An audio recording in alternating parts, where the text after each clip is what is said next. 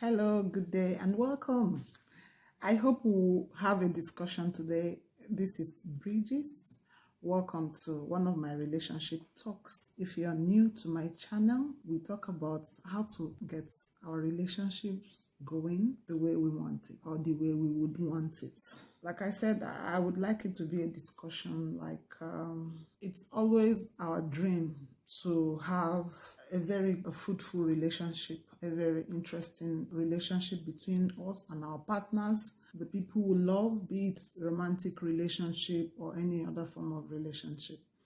But honestly, nobody would say that you don't find yourself a little bit away from that dream from time to time. Though we have these issues, it doesn't really make us break apart, but really it puts a rift in our relationships and sometimes make us wonder if it's worth it, if all this whole frenzy about love and the relationship is worth the trouble. And some of these things are not easily discussed, but in this episode we are going to look at those things that we constantly do or you constantly do that puts a rift in your relationship. What I may still call communication issues, or what puts a rift in your communication, in your relationship, and how it makes your relationship not be exactly what you would like it to be, not to be exactly what you dream of. The love in your relationship will fade if you stop developing yourself. I said that, yes, you heard me well. Deteriorating personal development or deterioration in your personal development, be it physiologically, that's health-wise, be it spiritually, career-wise. When your partner meets you, there is this mental picture they have about your relationship and the trigger, the things they foresee that make them feel like I can go all the way with this person. And over time, if you stop working on those things, that relationship will begin to dwindle. You were once a career person, always on the move, very creative, very daring, aspiring. You make moves, you do a lot of things, and your partner is blown away by those characteristics of yours. But when you settle down, you stop dreaming, you stop developing yourself, you stop being clean, you start having hygiene issues, mouth odors. Believe me, when people are dating, they put up the best of their characters. They put up their finest personalities. But it looks as if when they settle down for that relationship, everything is blown to the wind. You stop caring about your breath, caring about your hair, caring about your looks, caring about those things that made your partner feel like, I want this person or nothing. When this happens, that person looks back and feel like, is this the person I used to know? Is this the person I once went for? What happened? You have to keep the speed, the pace, the dreams you've had for yourself when you were young in that relationship. Don't tell your partner you're not the person I used to know. If there is this deepening tension and hurt, persistently deepening tensions and hurt. You hurt me this time. You didn't make conscious, deliberate efforts to work on that issue or what caused it.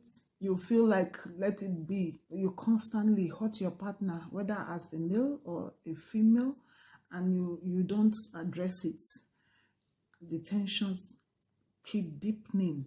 You know, there's a level to which you can bear. The person bears today, the same thing happens tomorrow, or another type happens the next day, and it keeps happening and happening. We are only human. Human beings have a level of what they can take. It gets to a time when your mind begins to say, are you stupid? Even though we preach godliness and doing the right things, you know, when something is done repeatedly and constantly, the hurts are always there. Watch it. That person will certainly not be the person you used to know. Another factor is when you don't care about your partner's preferences. You really don't care about what they want. Sometimes you go ahead and impose your own on them because you feel it's right. And then you don't care. You just don't care about how they feel. So long as you have perceived that that thing is right, You want it to fly. You put your own lifestyle on them, and then the person feels like, I don't have a life with this person. You don't allow them be themselves. You don't allow them grow. There's this feeling of choking. They are choking with you because of not allowing their preferences come to light, or even looking at it, considering it, or even working on it. It's possible they are not exactly 100%, but what tells you that we cannot look at it objectively and see what comes out of it? Sometimes you feel they are too inclined to protocols and you put your carefree life on them. Some of us are twined with people who are perfectionists in behavior, and then most times we see them as troublemakers. We don't really pay attention to the things they prefer, and then we impose our carefree lifestyle on them, and the issues between us keep deepening. The fourth thing that will make you wonder if your partner is still the person you used to know is irresponsibility. Financial irresponsibility. You spend anyhow, just on everything, or that you are irresponsible too by not taking care of your partner's need, whether it's even as a family, you don't really care about the kids, you don't care about your wife, you are just not responsible for their needs.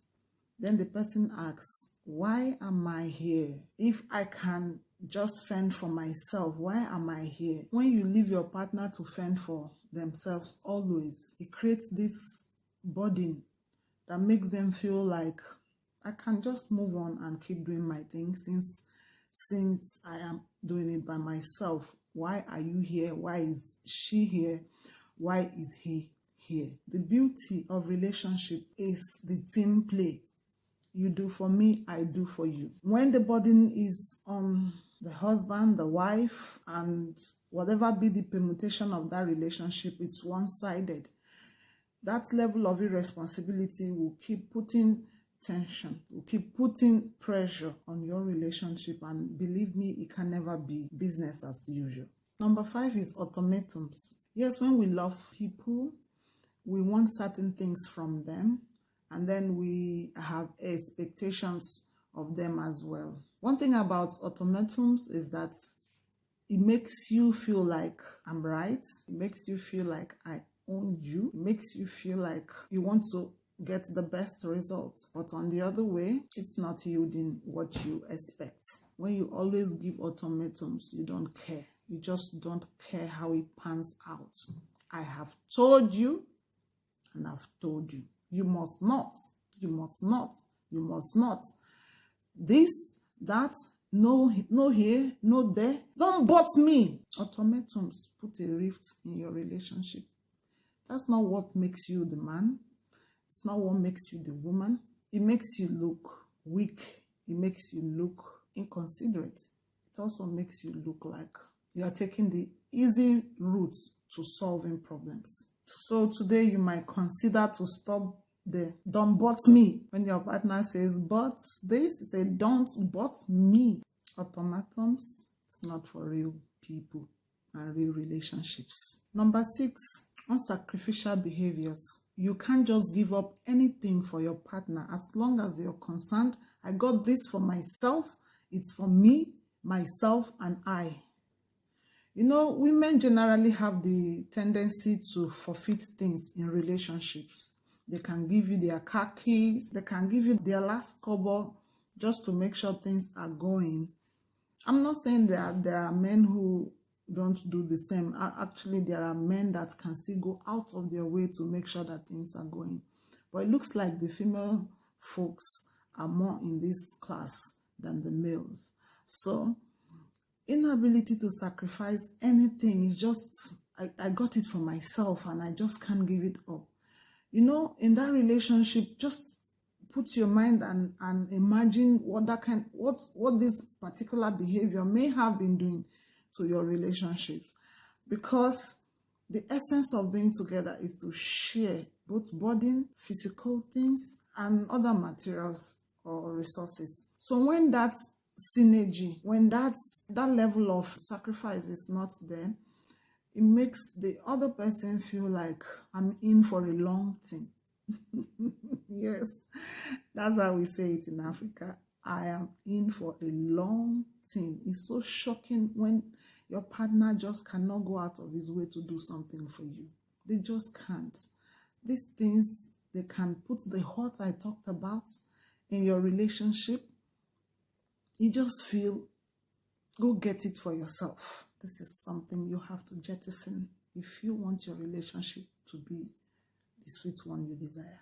I want to talk about the use your money syndrome. It is very important that each of the partners have their own resources and money. Very, very advisable. But it is not advisable to have that use your money syndrome, because it puts that burden of loneliness on your partner. Because when they were alone, they were using their money, and now they are with you, they are still using their money. It doesn't remove the burden of being alone. It doesn't fill that gap of I'm now intertwined with someone. It doesn't give that peace that the next person is there. So the use your money syndrome is not good. Even though you know that your partner has his or her own money, it is advisable that you go out of your way to create that interdependence on each other by not allowing them run their lives alone. Making your partner sustain his life alone is deeply hurting, and like I said, does not remove that burden of being alone, because it makes them wonder whether you are still part of their life and why you are part of their life. They just cannot have anything if it doesn't come from them. They can only drink water if they have their own cups, and yet they're in a relationship. Tell me how that relationship is going to go far. Even if we keep cohabiting and or living together in the same house or still being in that relationship, this puts a lot of rifts and puts you so much apart from each other. Another syndrome I will talk about as the 8th point is the I no follow syndrome. Like, I no follow. It simply means I'm not with you on this. We call it Oyo, on your own. And when you make this decision, you can't simply be dissuaded. There's no level of explanation your partner can give to make you change your mind. Sometimes you wake up in the middle of the road and cancel decisions that have been made already. It's like we've agreed on something and halfway you say, count me out. I'm not going ahead with it. Imagine how disappointing it can be. You are so hardened in your own ways. I'm finished on that. Somebody cannot even dissuade you. You make your partner cry in the rain. You know what it means to cry in the rain? When you shed bitter tears and no one notices, because the rain is still beating you and you are covered in tears and everyone thinks all is okay. Because of this attitude of you are on your own. You are not easily motivated to support your partner. Most times you demonize them and call whatever they do wrong names simply to find a landing space for this kind of behavior. Your relationship will keep having the problems it's having. These are communication loopholes that you might need to start reconstructing from this day. Number 9 is lack of sympathy. In every relationship, sympathy is one of the important ingredients to keep going. Do you know what it means to empathize with someone? The person just went through something or is a victim of a circumstance and they fall back to you. So what do? At that time, you start dishing out instructions. Let me give you an instance. Someone calls you and says, "Hi babe, can you imagine I just missed my bus?" Or I drove past my bus stop, or something happened. The person has not even finished. The next thing is, "Now what for you? You should have done this. You should have known. You should have known." You know, that kind of thing. No empathy. The person is not falling back to you because they don't know what to do. They already knew that they could have done all those things you are dishing out. But it had happened. It happened. And they are falling back to you. What they want at such time is to have somebody feel the same pain. Like, understand that it happened to me. Oh, I know how you feel. It can be very disturbing. No, like someone understands what I'm going through and not someone to judge me at that point in time. This kind of lack of empathy You don't empathize with your partner. You always blame. You say, yes, she's the cause of the problem. He's the cause of this problem. He's always behaving like this, always having these behaviors and all that. Remember, at this point, your opinion is not important. Empathy does not really require you to place them in a box or judge them in that instance, but just to feel what they feel. You don't empathize with that person you say you love, you're in a relationship with. The disappointment that comes with lack of empathy is hurting. This point that I will call number 10, some people might not really understand how it affects their relationship. I'll call it chronic dislikes and allergies. And I'm going to tell you how it affects your relationship. There are people who don't like the smell of food when it's being prepared, or maybe having a certain smell, perfume, whatever. There are people who have certain chronic dislikes, and sometimes it comes around. They fall out strongly on whoever brought about such thing. Let me give you an instance. You're cooking in the house, and there's a particular smell of food, and you lash out on your partner. What's the meaning of that? I don't want it. You know, all your frustrations are leashed on your partner who doesn't mean bad for you. Sometimes you make them feel like they are not even supposed to be doing what they are doing, while in the actual sense, you want them to do it. But because you have this dislike over certain or allergy towards certain things, you fall out on them so badly and make them feel less of themselves. You make them feel less of themselves and reconstruct their intentions. When you don't have control over your allergies, your dislikes, and you use your partner as a buffer for your frustration, it puts a rift in your relationship. You make their good deeds become bad, that they wonder if that should have been the actual response to the situation. The 11th point is the choice of how, where, and when. We love our partners and we always want them to be at their best. But we have to decide exactly our choice of words when we talk to them about a particular thing. Where we talk to them. Is it in the front of visitors, outsiders, in the public, before the children, before people that ordinarily wouldn't have a say over them? How do you say it? Things like, you always behave like this. What? You don't have sense. You are stubborn. I know it will turn out like this. You always like this. How matters. Your choice of words, where and when you put up your argument is very important. You might have a very beautiful argument, but you mar the whole thing by the way, where and how, or when you present them. And some people don't even care so long as they feel they are right. There's a very thin line between being forthright and being stupid, naughty, inconsiderate, and insensitive. Watch it. If you don't care about these things I'm saying, you might still be stagnated in one point in your relationship. Believe me, relationship is a very beautiful thing that God has made to keep us moving on this earth. But if you don't know how and you are not working on how to improve your communication style and methods as to achieve the best in your relationship, you will continue being in for a long thing. Another point is vindictiveness and the intent to hurt. There are people who are, should I use that word toxic? I don't know, because I'm still dissecting that word. To the extent that they want to deliberately hurt their partners to validate themselves. I don't know if you understand what I'm saying. They deliberately hurt you, victimize you, put you in a corner just to validate themselves and feel good. That is very toxic. Are you doing that to your partner? It might be the reason she or he ignores you, though you are still together. Are you manipulative? Some people are very manipulative in their relationship. They neither say yes, they neither say no. They don't have a standpoint, but they play hot and cold. They just tilt to wherever it favors them, just to stay afloat.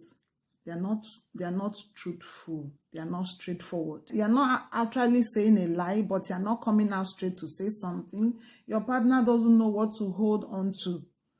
So you are destroying your relationship yourself. Let's talk about fear. Fear as one of the things that is making your relationship go down. The kind of fear I'm talking about is probably not the type on your mind right now. It is the fear of expression. When you have your partner always telling you things like, you always complain. Is anything good with you? Do you even accept anything? Remarks like that puts a certain level of fear in you that you are not able to really relax and open yourself to your partner. Sometimes you wonder what their responses will be, what their reactions will be, what will it be now if I do like this or like that? That fear is not expected in any healthy relationship. And if you're the one causing the fear, work on it. It might not also be that fear. It could be the type of, if I tell him my income, is he going to take everything from me?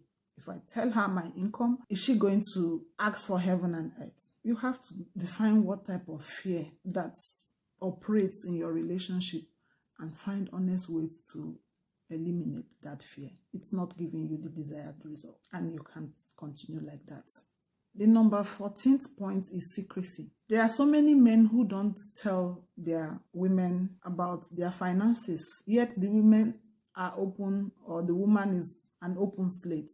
He knows everything about her, has access to her phone, just everything. She's open, but the guy is not.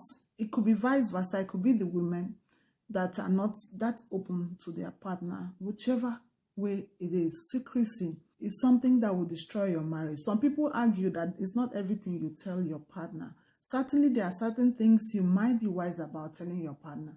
But why it happens that way, that you cannot tell your partner everything, is because you have not come to that level in your relationship where you have built the required level of trust. If you are able to take care of some of the things I've been mentioning, believe me, your partner is going to be a friend that can bear just everything you tell them and manage them properly, so long as you both are pursuing the same thing. Why there are secrets in our relationship is when we are not pursuing the same thing.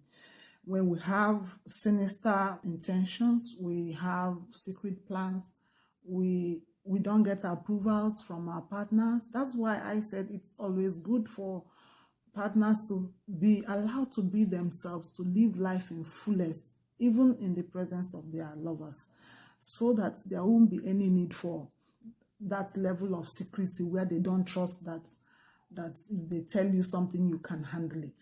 And then if you are not open, you have no moral right to ask your partner to be open. You feel you are the man, you are the woman, you are the boss, or you are whatever. You are in charge and the center of attraction in that relationship, and you feel because of that, you have to be open to me and you don't care what I do with you. That's a no-go area. One of the things also that is affecting your relationship right now is taking advantage of your partner's leniency. Oh, I know my wife, she can always forgive me. Don't mind her, I can handle her. When you feel that your husband or your wife, your lover or whoever, can always let go, can always forgive you, and you take advantage of that leniency to always put them in the corner where they have to choose between forgiving you and tampering with their relationship, it's not acceptable. Don't take advantage of your partner's leniency to do the wrong things. Rather, take advantage of their leniency to work on, to maximize your relationship. One of the things that will be very bad for your relationship is pretense. And I'm going to tell you, it's not in the aspect that I talked about fear and taking advantage of your partner's leniency.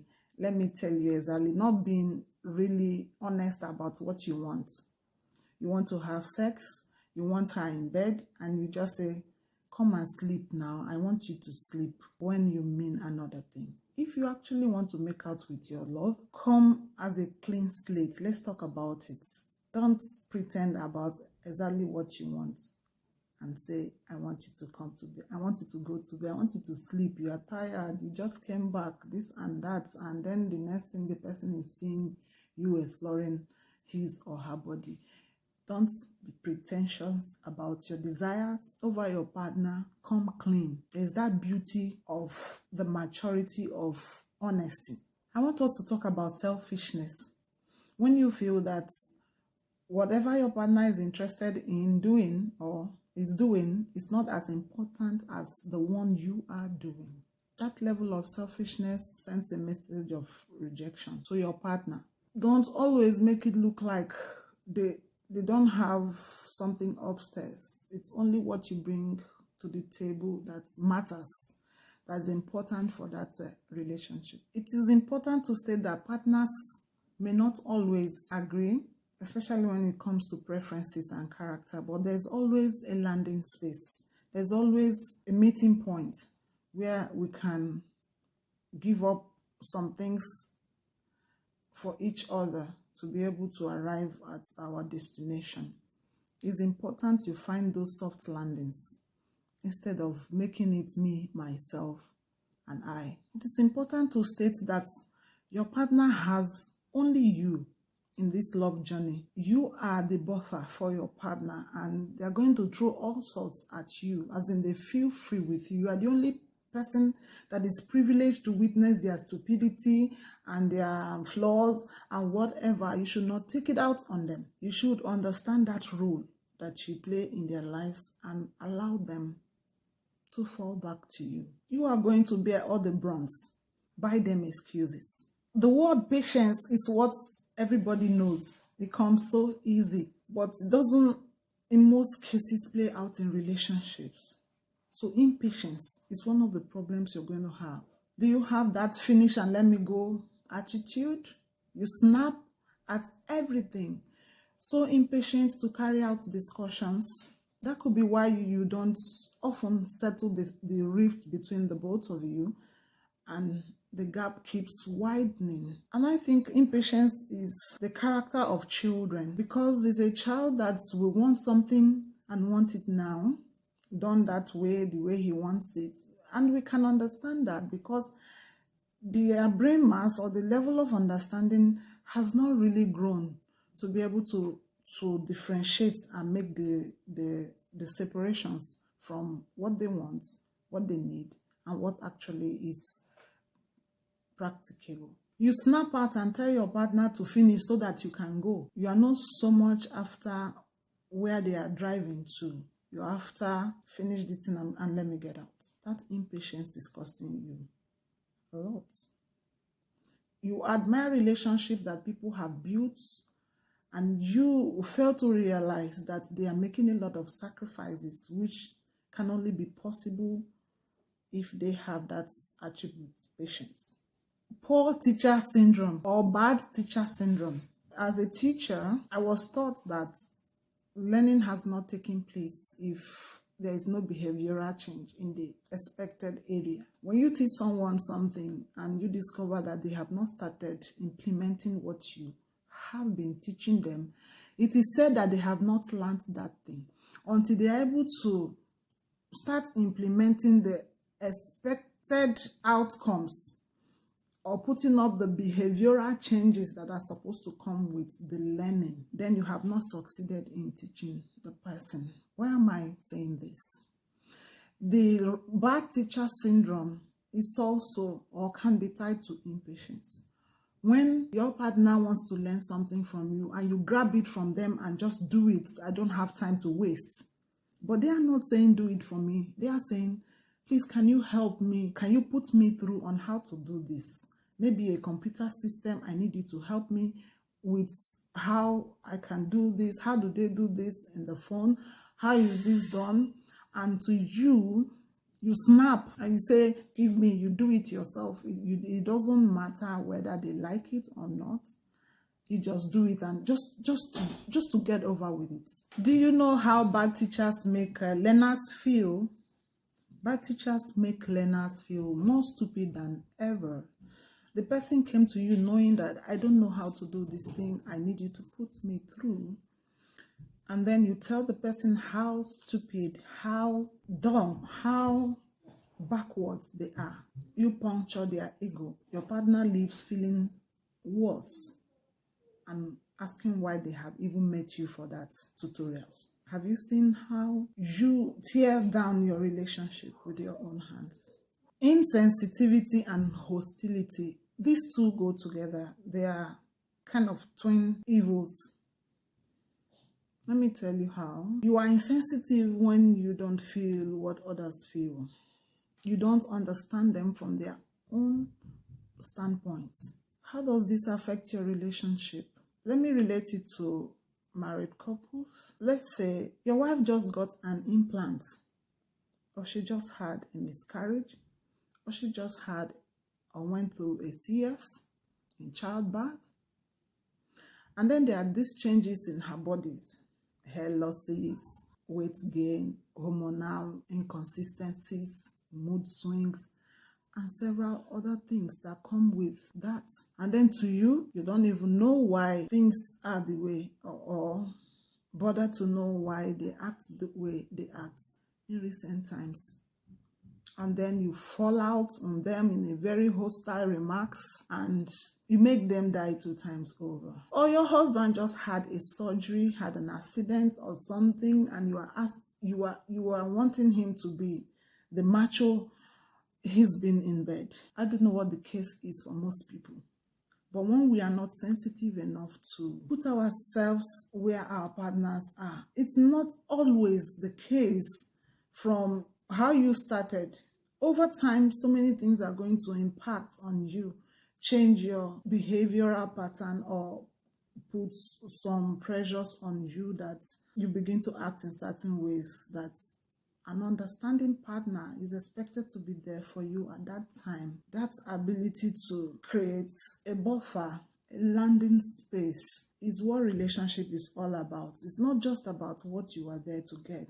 The insensitivities are things the movies paint for us. We act out of what the movies describe for us. Those are entertainments. In reality, it's not always so. You are there for someone. And it's in these trying times that you are expected to be the real you, not a hostile, insensitive person that is always presenting her own needs, his own needs, and reminding them how much they have changed. Menopausal signs can be on your partner, make them have memory losses, they don't remember where they keep things, and all those. Do you make them feel like you have grown old?